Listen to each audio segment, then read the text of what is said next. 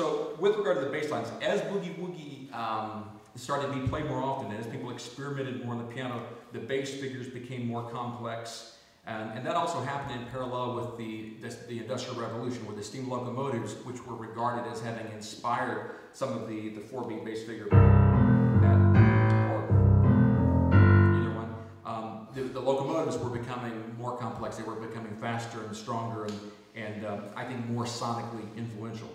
So another early bass figure was one that was called the Big Sandy. These, by the way, are all geographical locations or other aspects that seem to relate to the Texas and Pacific Railroad. And that's another thing that ties back to my feeling that Marshall was the most likely municipal candidate, because I haven't heard any other accounts of bass figures that appear to be associated with these geographical locations, which in turn were identified with the Texas and Pacific Railroad. So this next one is Big Sandy, which was a stop on the Texas and Pacific Railroad between Marshall and Dallas. And there was also a variant of that called a Tyler tap. So basically, the Big Sandy was, see, actually, let me play it up an octave. Hold on 1 second here. Give it just a moment. Okay. So the Big Sandy was essentially the swing bass. And the Tyler tap was essentially the same thing, but with a,